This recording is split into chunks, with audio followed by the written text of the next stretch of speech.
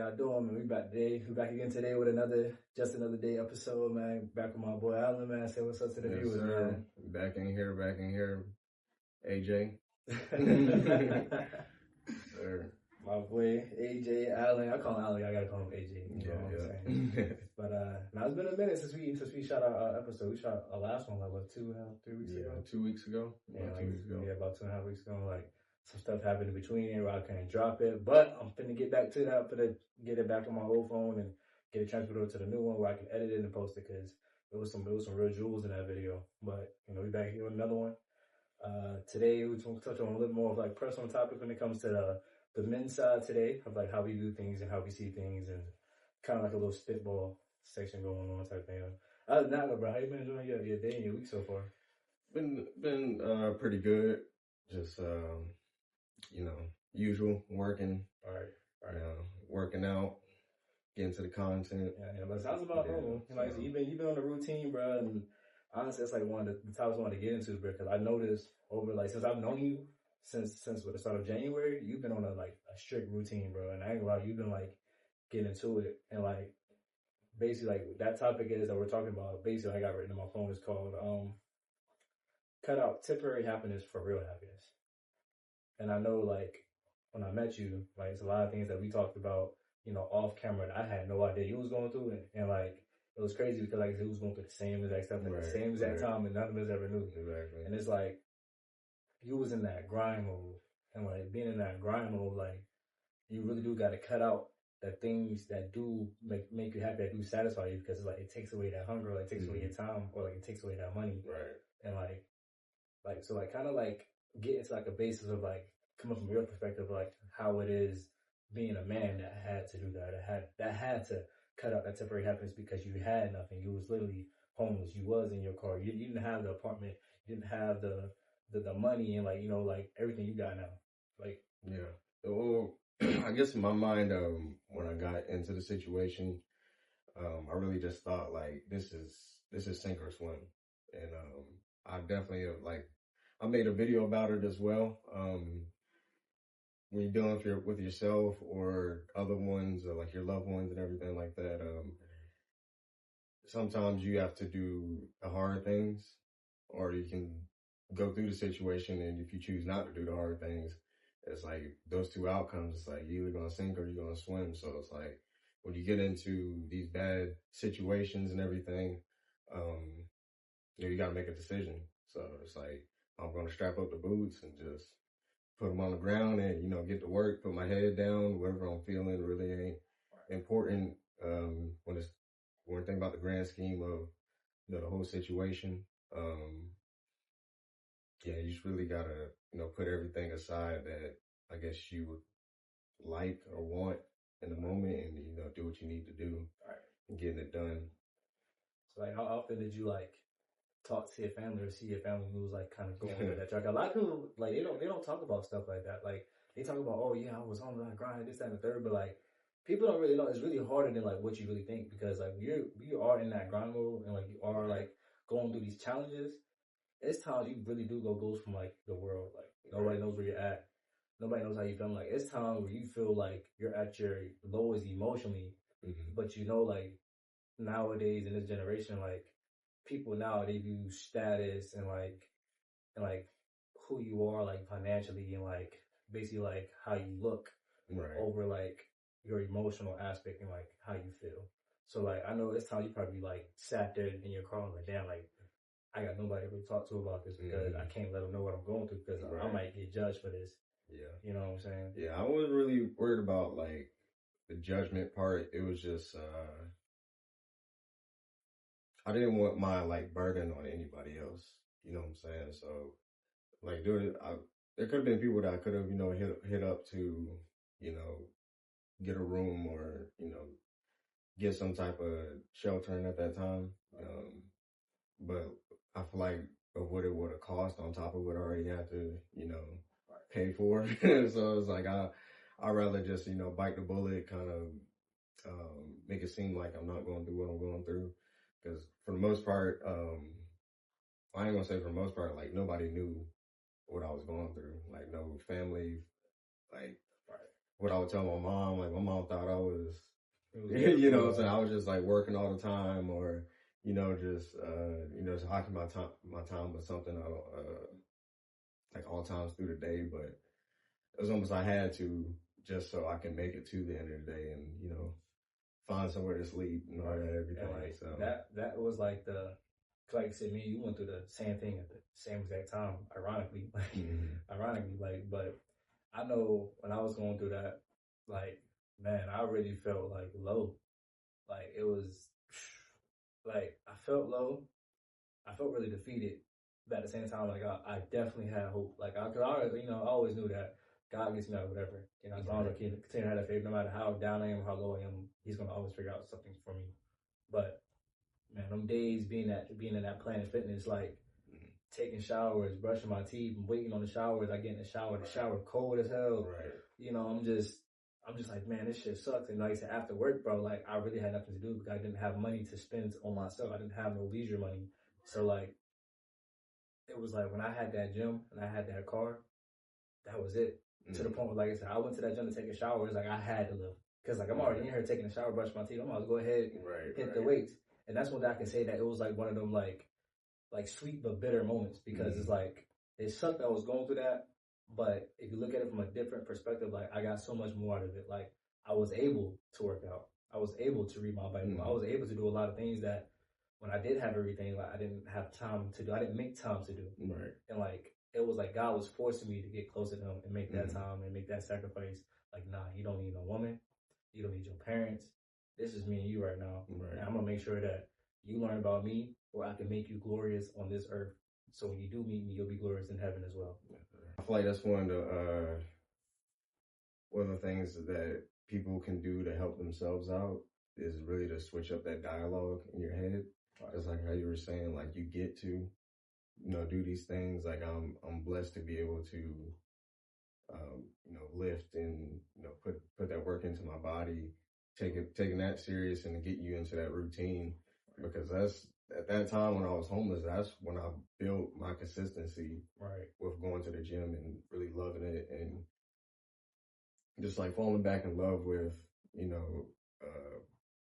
bettering my body and my health, and feeling like the younger you and everything. So it was definitely some blessings within the situation. Definitely got some good things out of it, but like how you're saying, or like how you was asking before, like asking about what was I doing during that time, or if anybody knew what was going on at that time. It was like, yeah, I created literally like a social media, like a saying, or like some type of, I guess you would call it like a chant, or if I would say it out loud. But anytime I was in that gym, I would have to post I'm in the gym, and I'll just put like daily bread, like BRED, like I'm breeding this animal within here. And being homeless definitely put that fire back in me, like as a man and everything. So it was like I really had no, like I said before, I know you don't have any choice. So it was like you don't have choice. So it was like either we go, like there's not much further you can go down, from that point. So it's like, all right, like one of the best things about being at the bottom is like there's only one way to go. So, that's the only way to go is up. Like, and like I can say with that, like a lot of men like don't realize like that they was at the bottom at one point, and like the little things that they got little by little to get to the top is like be proud of yourself for that. A lot of people, a lot of men don't tell themselves I'm proud of myself. Like bro, like I really did this. You know what I'm saying? Like bro, like no funny, like your apartment, you really did this. Like this is a real nice homey apartment, bro. Like you did this. Appreciate it. And like I know certain people look at it like, oh, it's not much, it's just an apartment. Like, bro, to you it's way more. Just like I said, you fought tooth and nail for this. You bled for this. You cried for this. You did a lot of things where like it means something. So like I kind of understand now of like what my father was telling me, how like this world will make you a man, and certain things you will be proud of, and you will like carry with like a certain respect. As a man, a lot of men nowadays are babied and like pampered and like like I said, roles reversed. Like now, like females now. And they want somebody to take care of them, and like we need to bring back like that sense of like not survival, but like that sense of like learning how to be a man again. And like one thing I can say is that I'm not telling my viewers to like, oh, like leave your parents' house and go be homeless, but I am saying that you do gotta leave that safety net to start building your future and your life and how you want to do things. Because when you near that safety net, or like you near your people that you know that's gonna look out for you, bro, like it's like you in the back of your head, you're like, man, like I'm good, bro. I can really go back home any day. Right. Like, but with us, it was like we couldn't. We couldn't like, I done already built a life in Charlotte. I done already started my life in Charlotte, my job, everything, career. Well, I couldn't drive 5 hours back to my pop's house. Right. My mother kicked me out, so it was like I couldn't go back to my mom's house. Like it was really just me. Of course, I had my friends here and there, like sending me money. Thank God, I had good people in my circle that I built over the years. That's another topic too. Like just keeping good people around. Don't go off status. But back to the topic, like I definitely, when I left that safety net, bro, like I felt more like a man than ever because won't nobody coming to save me. Right. Nobody. Yeah. The only person that could save me was God. Like I said, the only God could save me was that I had to build that personal relationship with him through the hard times. Yeah. I can honestly say, man, like a lot of people who never experienced that, it's like, man, they really question, like, bro, like, like I seen this movie and this guy was talking about how like his grandma, I think she had like Alzheimer's and she was just like forgetting her memory and stuff. And he was like this really rich guy and like he had everything he wanted and woo. And he was just like, oh, like look at her dying sick and you still trying to pray to this God and believe in this God. And he was like, look at me, I'm rich, but I never believed in God, I never prayed to God. I got all this. And then she said something that was like really, really deep. And like basically she was just saying like, sometimes it's the devil's trick. Give you everything you ever want to make you think that God isn't real. Like, you got yourself. Basically kept you in that prison, but he kept the door open. Right. But when that time come and your time is up, your clock is up, and you got to meet God, and you didn't do anything to develop that relationship, or get to know him, or just praise him, that gate is gonna shut, and you're in that prison forever. You're just like, why? Like, I really just got condemned to hell because the whole time, like, I really just ignored the fact that God was here, but again, I didn't go into any struggles where I had to get close to God, Right. I feel like I didn't need him. And like just seeing that was just like, it hit deep because I'm just like, dang, because some people are really like that. Some people had everything they want their whole life where they really feel like they didn't have to confide in God. They didn't need him to the point where like, like it's just like it is what it is. And like those are the real like greedy people and like stingy people, like the ones who just want to take more and more and more. Right. You know what I'm saying? Yeah, a lot of people don't. I want to say a lot of people, but the ones we know of that that are not that great of people. Right. When it comes to these celebrities and anyone that's known in that space, it's like, bro, like this stuff is gonna end one day, right? Yeah, you know sure. what I'm saying? Yeah, everything has an ending. Right. So it's like, I feel like a lot of those people that give their value into how much money they have or how much things they have, what kind of cars they're driving. It's like they feel like this life, wherever we're in now, is like the highlight. Like this is better than whatever's gonna come after. Right. I feel like they try to maximize like whatever you can on this world, no matter if it's unhonorable or what I'm saying. Like if whatever they got to do dirty, they're just like whatever. Like long as I'm living some type of, I wouldn't even say blissful. I would say more like a pleasurable life. Right. Within this realm. So, right. Yeah, it's like a lot of guys that put a lot of value in how much money they have, how many girls they're getting, the cars and all that stuff, and it's like you said, it's like the devil gives his presence too. Exactly. Trust me, he does. He's like, not all money is good money. There's gonna be some evil within some of these dollars. Who was talking about is how like everybody kind of got a sense out of like the whole like pleasurable thing when like this realm, instead of like pleasing the soul, they more please like their body.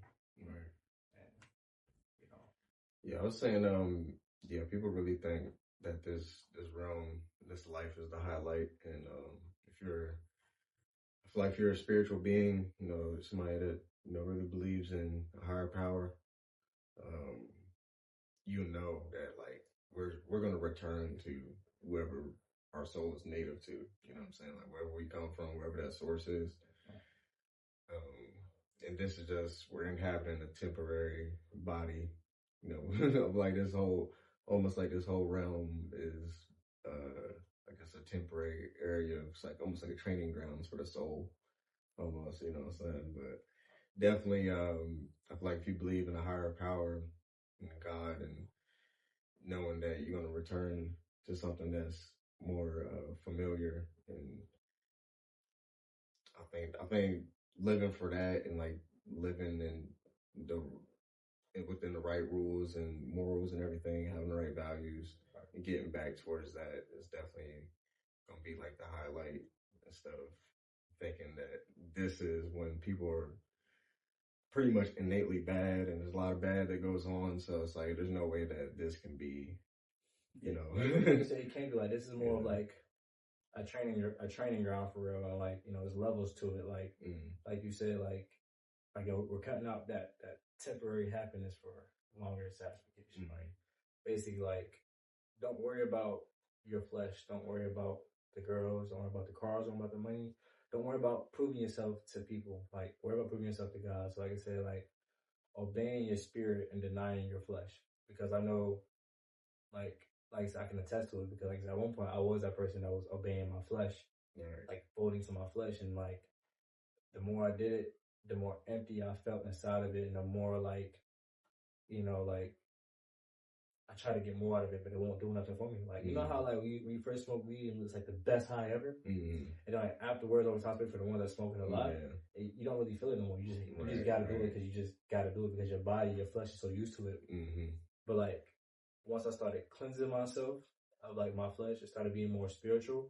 I can definitely see the big difference in like my life, how my mindset was, how I talked, how I act, how I walked, like how my skin even glowed. Like it was different. And again, I didn't feel as broken or empty on the inside. I met good people like you through all that, because if I was still living in my flesh, I wouldn't have came. I mean, I would have came across you, but I don't think we'd be having the interaction we have now. You know, I'm more some like fuck you. Yeah, it's definitely a vibrational, you know, connection between people and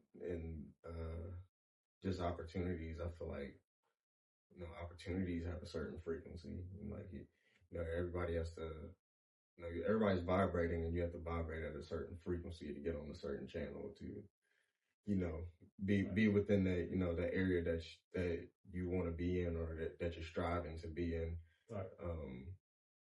And I feel like if you're really living in that, you can get away from, you know, having like imposter syndrome, things like that, of, you know, being in rooms where you feel like you don't really belong in there, but you want to be in there, you know.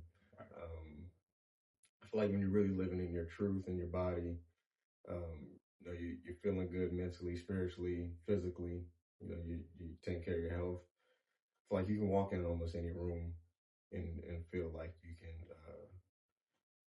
not really demand attention, but you can command it. You know what I'm saying? You can move in a way where it's like, all right, when they see you, it's like, all right, we can tell that guy, you know, respects himself, and he probably gets respect just by off the way he moves and the, you know, the frequency that he's vibrating at. And you know, having opportunities that come about, definitely it's definitely, I feel like it's more of a frequency as well, because when the saying of like preparation meets opportunity, it's like you and the preparation part is you vibrating at a certain frequency to get this opportunity that's not available to everybody. You know what I'm saying? So it's like, yeah, there's an opportunity to work at McDonald's, which is like, the opportunity is always going to be there, but to go and start like a life-changing career, it's like it's only specific to, you know, certain people. And honestly, like I think that's what a lot of people like have a hard time like coming to. Is like the first thing of like being judged for being human, and then secondly like realizing when something isn't quite for you. People they're like, they find it really hard to accept that, to the point where they really like self-destroy themselves, because their whole life they thought, oh, like you said, like you know, this is my purpose. I'm meant to do this, but the whole time you wasn't meant to do that. Like, I'm not saying that everybody's meant to work at McDonald's or everybody's meant to live a high corporate life, but at the end, we all are assigned specific roles on this planet. You just got to figure out what that role is. And some people would never figure out what that role is until they die. Right. And, you know, that's one thing that I think that what scares me the most, because the fact that as I'm going out through this life, I'm trying to figure out what my role is. And I'm over here like trying different avenues, different steps. Like, you know, like I said, you know, me and you used to be athletes, you know, now we're in content creation. Like now we're like just trying different things. At the end of the day, we want better and higher for ourselves. And, you know, a lot of people need to realize like it's okay to step out that comfort zone. It's okay to be yourself. And I would say that's like the best thing you can do is be yourself. Be yourself. Like I said, maintain that vibration, maintain that spirituality inside yourself. Get closer to God, get closer with yourself, and figure out who you are. So like I said, you gotta lock in and block out all the noise and get rid of all the people that was bringing you down and holding you down. Do that. Sometimes you're gonna remove the closest people in your life that you thought that, you know, they was gonna be there with you, and you know, they're not. And like I was talking to my boy about this the other day, and I was just saying, like, looking on it now, like I understand why like rappers and like big time NFL stars, they wear these big chains and these grills and stuff, because it's like there really is pain behind that stuff. People don't know there's really pain behind some of this stuff. Like some of them rappers, some of them players and the professional sports athletes, they went through a lot just to get there, and it's like they gotta show it off, you know. At the end of the day, you know, they gotta be like, look, bro, I am a big dog. Like I worked here, I got here. Like you don't know what came behind these diamonds, like you know. And I just like at first I used to be that type of guy. I'd be like, man, if I was to get rich, I ain't trying to do that type of flex and woo. Like now that I'm thinking about it, like I ain't gonna lie. Like when I make it, you gonna know I made it. You gonna see. We gonna flex something. I'm gonna flex something. It may not be big ass chains, but you gonna know like, oh yeah, that costs. That costs a lot. You gonna say, is that a new paddock on your wrist, or like? No, mine. You pulled up in a 911? Where'd you get that from? Like, mine's definitely gonna be the vehicles. For sure. Like, it may not even be like some sport or like some crazy sport car. I'm thinking like 67, 69 Mustang. You know what I'm saying? They're like, oh yeah. Yeah. They're like, you got money. Like you said, like you play humbly type. That's not cheap. Them fast ain't cheap, bro. They far from cheap. Yeah, definitely. And when it's funny how you say that, like there's a lot of pain behind them diamonds and them cars and that house. A lot of pain behind it. What's not known, I don't know, we drop into our little conspiracy corner every now and then, but what's known, if you look up a lot of these first like kings and queens, emperors of like the European Empire, the American Empire before all the Christopher Columbus stuff, and if you look up way back when there was, because the culture is called Moorish, the Moors, those people of color that ruled most of Europe, China, Asia, that whole side, and indigenous to America, they were known to be flashy. They had all the depictions of these people within the art, like on the walls. They're all wearing gold. Big chains, big earrings, big bracelets. So it's like, honestly, the flashiness is generational. You know what I'm saying? It's like, it's almost like coded within the DNA. And it was funny because I saw the video, some white guys like explaining like that's, you know, that's the culture, and they were explaining the history and everything, which is pretty ironic. How some white guys will like go and look up history and find out like, oh, we weren't really like the rulers, but they actually respected and will actually put that out there. You know what I'm saying? So, but they were kind of just like joking. They were like, well, if, you know, if it was like a like a BC king that was black, like what would he look like? It's like, yeah, that's probably what he would look like. And then it's like, you know, just all gold and big old chains, and it literally just carries on. It's like, we just like flashy, like you said, flashy stuff. If you look through like throughout history, like if you look at every single, like I said, on the Eastern, the Eastern, like, you know, countries, especially in Africa and like Egypt and stuff like that, like you would see like they all did have on flashy gold, like they wore big jewelers, basically just depicting that they are king. Yeah, headdresses, like Hairdressers, buried them jewelry, in, buried in it. Like the way they was living, they like it's yeah, like you knew that okay, you can't mess with him yeah, because he's that guy. You know what I'm saying? And you know, and I think a lot of people don't know though throughout history that the ones that did have all that, even though they was born into royalty, it's like they had to work to get that. If you like I say throughout history, if you haven't noticed, the kings, the ones that their fathers put them through tests, and they put them through like a bunch of trials, like sending them off to war, sending them off to kill that bear, to kill that lion, or to do this, to prove themselves that they're worthy enough to be king. right, That's when there was like rewarded the gold, the jewelry, the diamonds, and stuff like that. And they kingdoms flourished. right. But in some kingdoms where the father just gave it to them and they got conquered or overtaken. Yeah, that's nepotism. Exactly. Yeah. And like a lot of people don't realize that like that's what I'm saying, like it's pain behind these rappers' diamonds. It's pain behind these athletes' car. Like it's real pain because like I said, they worked on it. They went through them tests, they went through them trials. And once they got out of it, like they're gonna show you like, no, I'll run this. Like this is me. And it's like it will be a cold day in hell before you take whatever from it. Yeah. Like and like I was gonna say, it almost feels like a tactic when it kind of like, oh, don't show too much, don't want too much, don't like, and like so like I used to be like that, like where I used to like like that used to be, I used to call it humble. I don't even think that's really being humble. It's I don't really know the word for it. I think when you're being like that, I think you're just being like, I don't know, like nonchalant, I guess. I don't know, like I kind of got it like in my head, but I really don't know the word for it. But it's just like if I'm working for something and I'm not doing no harm to nobody, I ain't no flashing people's face for people to feel bad or nothing like that. You know what I'm saying? It's just like, bro, this is what I got. That's what I like. It just happened to be at high quality and cost a lot. You know what I'm saying? Exactly. That's what I'm saying. Like, you know, I like it having to be at high quality. So, like, you know, a lot of people got to realize, because I know it was like a whole, like, race talk about how the white man spends his money and how the black man spends his money. Yes, it is completely different how they spend their money. But at the end of the day, they are all flexing something that they earned. Right. At the end, the white man, he might flex the house. He'll flex the cars. The black man, he might flex the jewelry. Like I said, we just, because of the race and the ideology and the biology behind each race. And it makes a lot of sense because if you haven't noticed, so like, for instance, like Vikings, they had big ships, but they all wore the same exact dressing, like, you know, big woolly clothing for like the winter. It was super cold. But you knew that there was victorious Vikings or pirates because of the big ships they had, or how many ships they had. They didn't really wear gold or jewelry for. I mean, they had it, but they kept it in their treasure chest. Everybody got their own flex. Exactly, everybody got their own flex, and I believe that's how I tried to depict that. It's like that's what the white man does. They flex their earnings and their success through their cars, through their houses, and as black men, we flex our stuff through our jewelry and like we like to look attired. You know what I'm saying?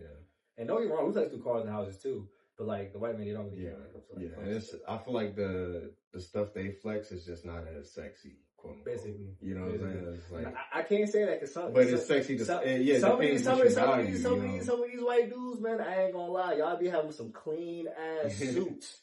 I be like, I gotta get that suit because I'm trying to look like that sometimes. You know what I'm saying? Sometimes I ain't trying to look like a nigga. Hey, y'all might look at the black folk for the shoe game. Yeah, you want that dress, you know what I'm saying? You want that formal wear, that good prep look, you know what I'm saying?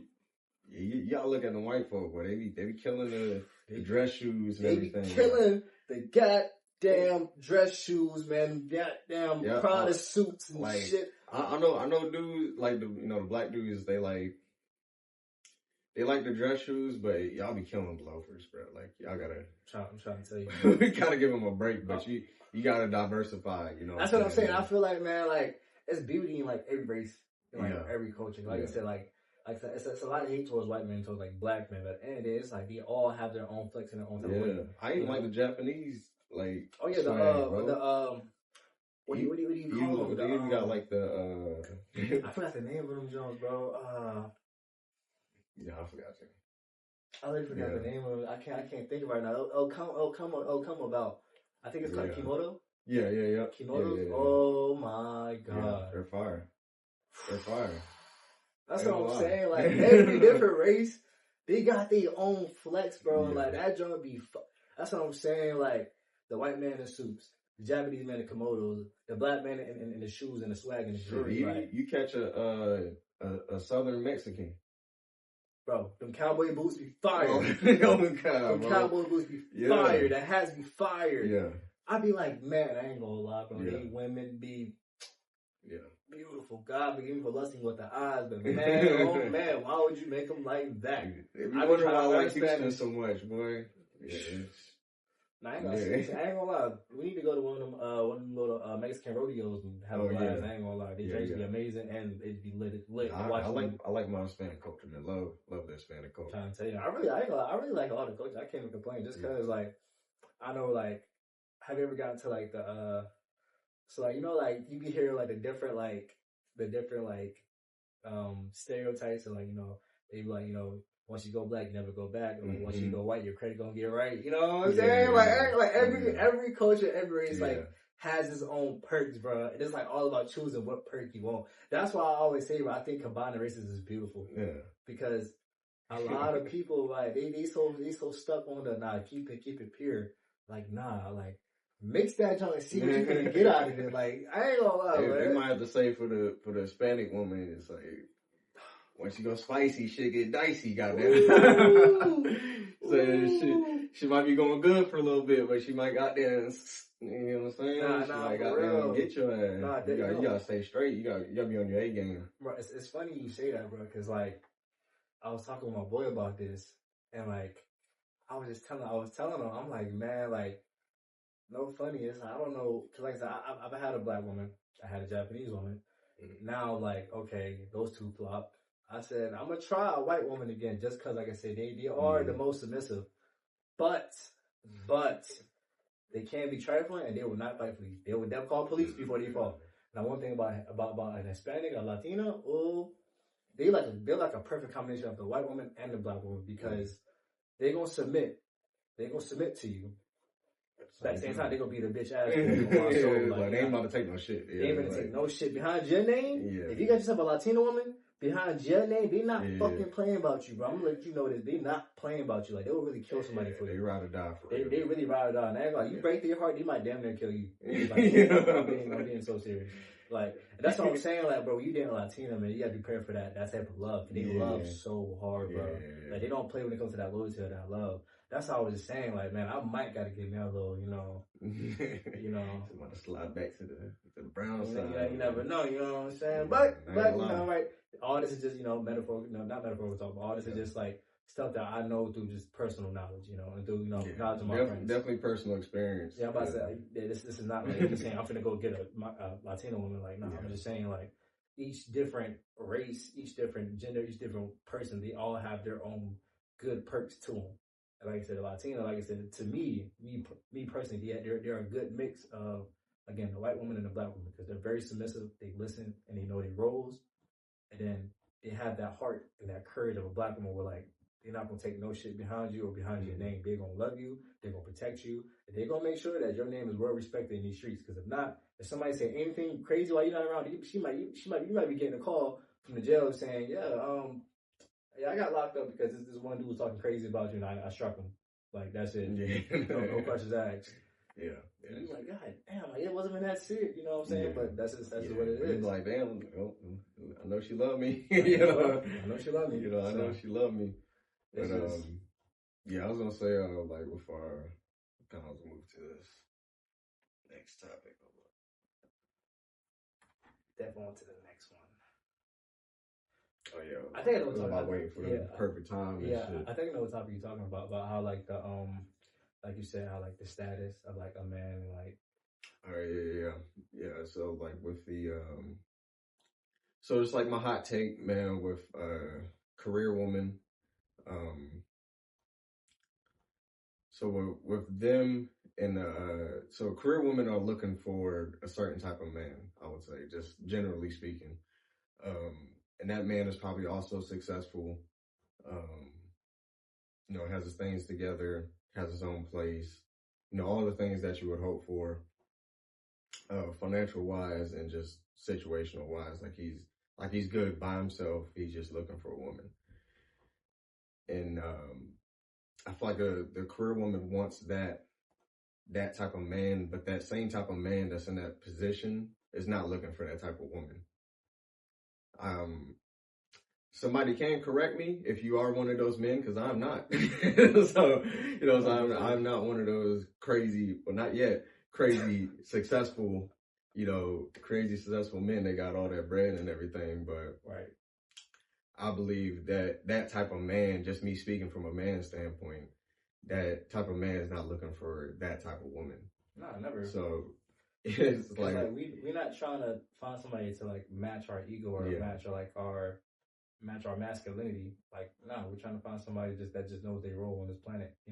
That knows their role in a relationship. At the end of the day, when it comes to a relationship, we need to learn how to separate relationship from materialistic value.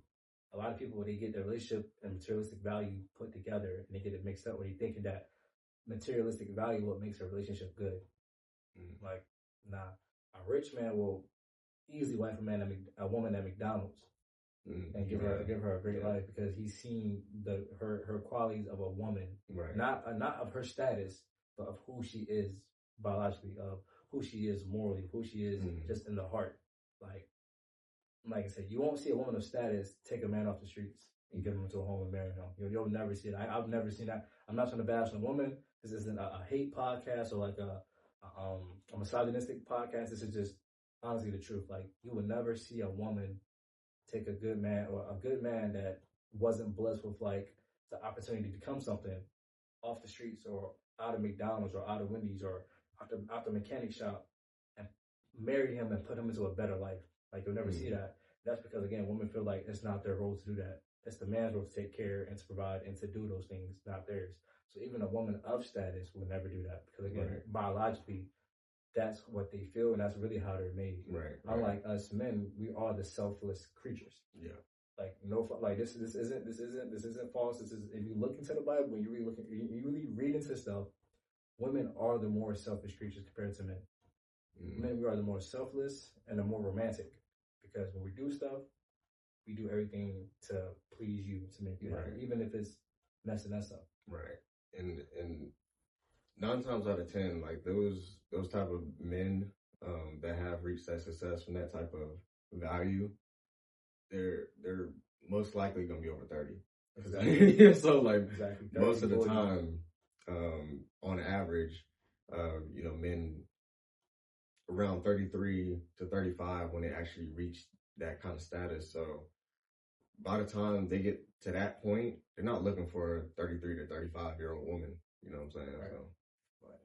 So, I was saying with the with the modern career woman is definitely not the right match for the career man that they're looking for.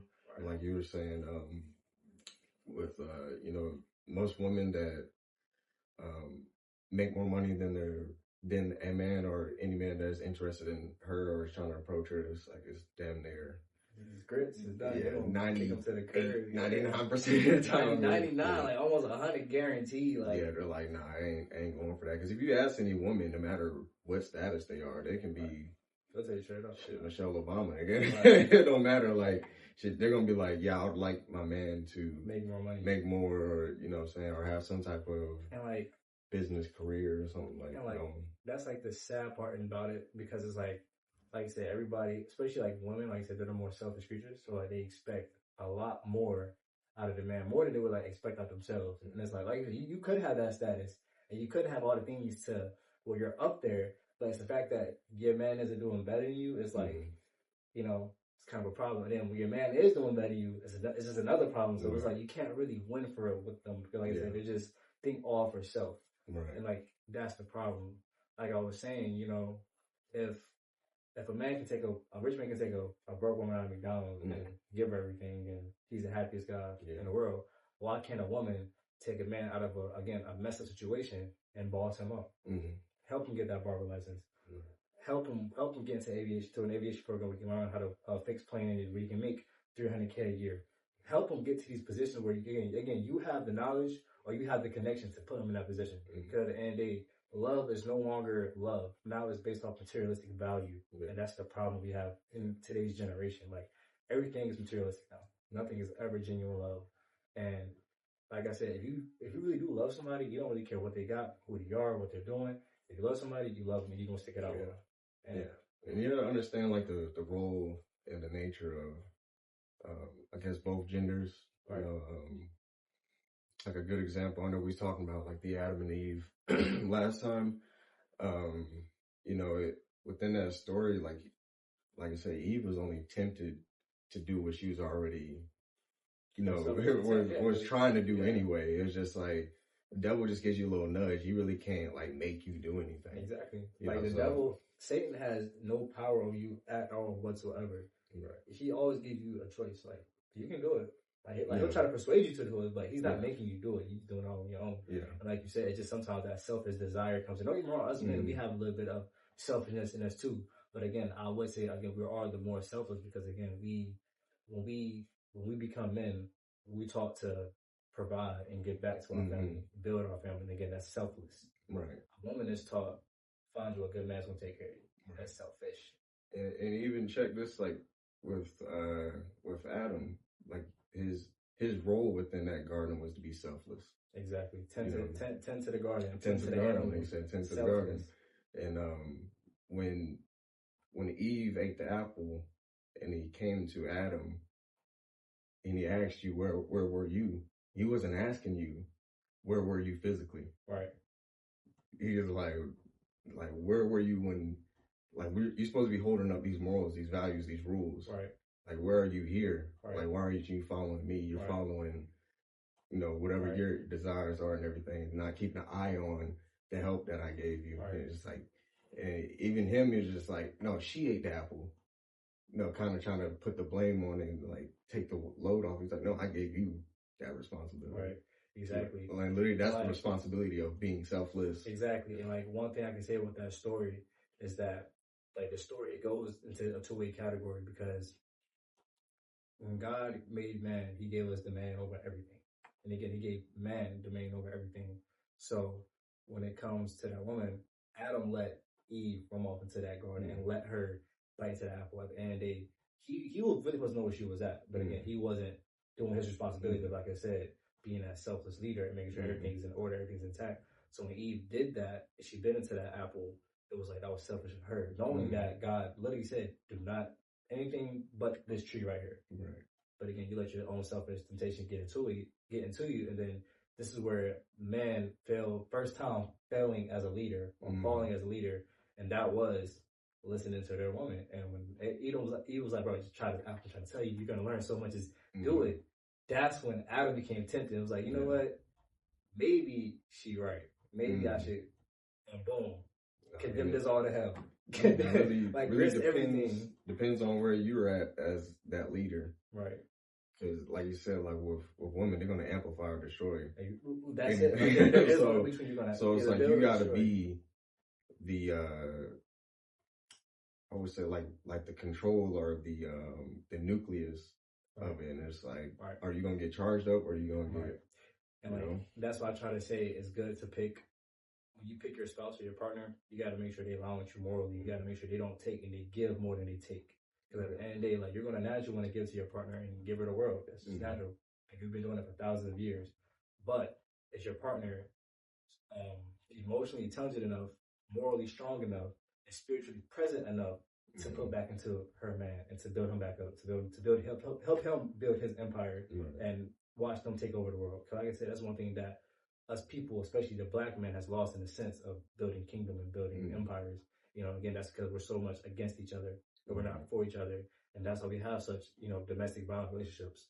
But that's why we have a high divorce rate. That's why we have a lot of single mothers and single fathers, because again, we are so against each other, and nobody is aligning morally. Because everybody's aligning materialistically. And that's, again, if a man of status can take a woman out of poverty, why can't a woman of status take a man out of poverty? I feel like a relationship is a swing pendulum.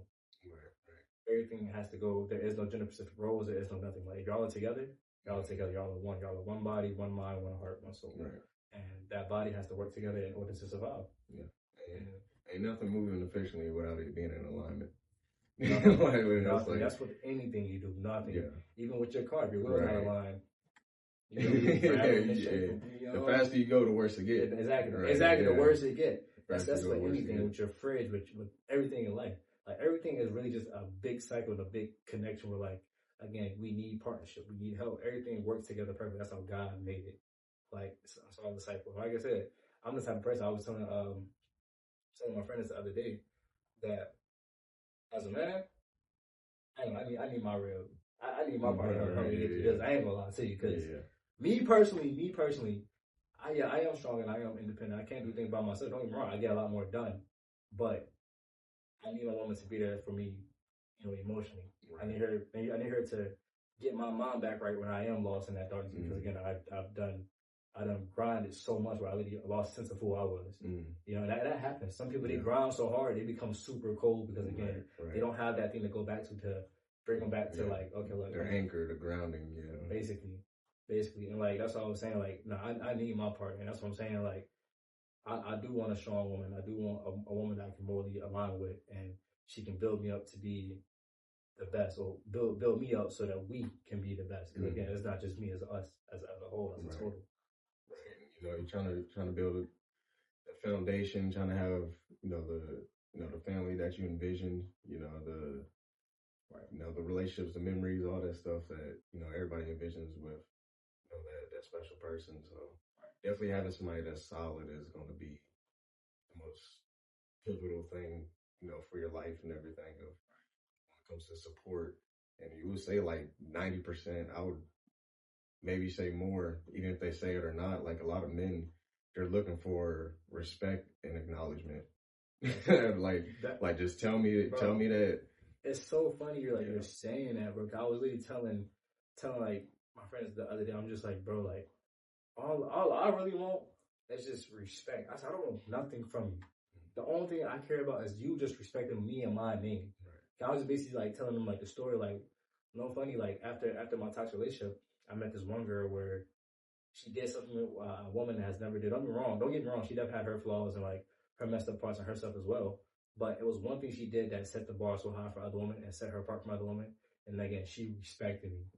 She told me to my face, if anybody say anything crazy, let me know. I'm gonna smack the shit out of them. Like, her exact words, and I ain't gonna lie, she stood on that. Like, Lily went to her family crib in Colorado.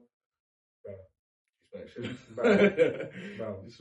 Any type of disrespect, she was stepping on it. Like, don't look at him like that. You got something to say? You can say it to me. You can say it to us. As like, she won't playing about me. And I told her, I said, bro, I ain't gonna, even though me and you didn't work out, thank you for showing me that that's what I deserve. Right. That a woman that's gonna have my back. And that's all the man ever wants. A woman that's gonna have their back, That's it. We need a team, it's not just me. I mean, that's a special thing about dating, period. And you find out, what you like, what you don't like, what's valuable, what's not. Right. You're gonna meet some special people that just not, like, they're not right for you at that time or that moment, but you definitely can grasp the things out of that relationship or the situation. It's like, I definitely use this. I'm trying to tell you, I grasped a lot from her, and like I tell her all the time, like I'm glad I did meet you, even though we didn't work out. I'm glad I did meet you because you really showed me completely different. Like, you really changed my heart for the better, and like I said, just that whole thing, just that respect. Like my whole life, I never had that from women. Like, I never had that from anybody. For like, my respect, I always had to earn it. I had to fight for it myself. Like, that's it. Nobody was swinging with me. It was just me swinging by myself. But when I looked to my side and she was swinging with me, boy, she had my heart. I ain't gonna lie. Like, it was to the point I ignored all her other red flags on my soul. I did. I didn't care. I even told her, like, bro, like, I'm willing to work with you through the fucked up parts of you. Like, on my soul, like, it's like some things you really can't find like too common in too many people. And that's what it was. Like, I just could not find that type of moral respect, that type of love in another person. Don't get me wrong, I'm keeping it a buck. She was Latino on my soul. I mean, it's just different cultures just raised differently, man. Like, there's different values, like how they treat their partners and everything. They have examples with their parents and everything. So definitely paying attention to a woman or a man's family and how they treat their family and how they interact and everything will tell you a lot. It'll tell you a lot just off of that, period. And I'm gonna leave the people with this, that God meant for the woman to be the help. That's what Eve was. That was a role. The man, you are selfless. You are the commander. You're the chief, and that's the way it was meant to be. That's right there in the book. You know what I'm saying? So that's the you know blueprint. what I'm saying? Don't argue with me. Argue with me upstairs. You know what I'm saying? So be the help. I'll tell you that most of these men are just looking for respect, some acknowledgement. Tell them thank you. Say I appreciate you. I see you. I see what you're doing for me, and whatever you're doing for us. That's what most men are gonna appreciate. That's it. And I promise you, us men will give you the world. You won't have to worry about loyalty. You won't have to worry about again them flowers, them dates, none of that stuff. You're gonna get treated like the queen you are.